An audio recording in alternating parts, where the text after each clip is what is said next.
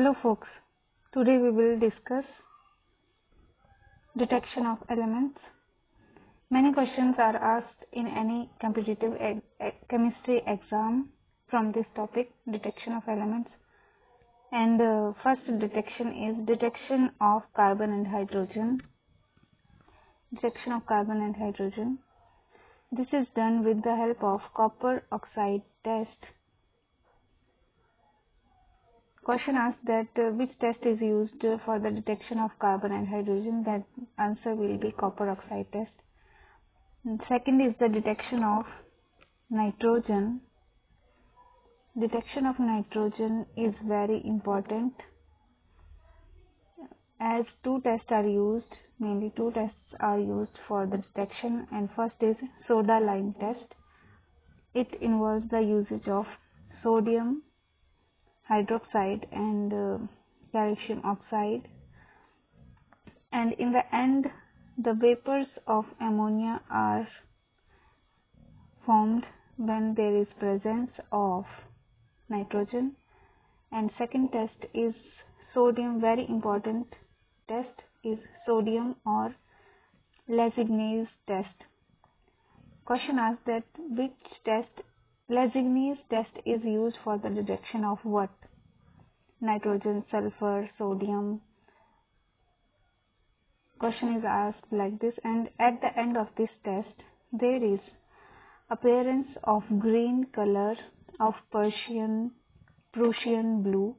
Prussian blue is a compound of Fe4FeCN63. Next detection is the detection of sulfur. This is also important. There are two tests used for the detection of sulfur. First is sodium test, in which there is formation of, at the end there is formation of black PPTs of lead sulfide, and this sulfide shows the presence of sulfur. And second is the oxidation test. Oxidation test undergoes or at the end of this test there is formation of white PPT of barium sulfate, and this sulfate shows the presence of sulfide inside the test. Detection of halogens. This is very important from the exam point of view. And first test is sodium test. In this test there is formation of two types of PPTs, white PPTs and yellow PPTs. If there is formation of white PPTs, then there is presence of chlorine, and if there is formation of yellow PPTs, then there are two possibilities. If these yellow PPTs are soluble in ammonia, it means there is presence of bromine.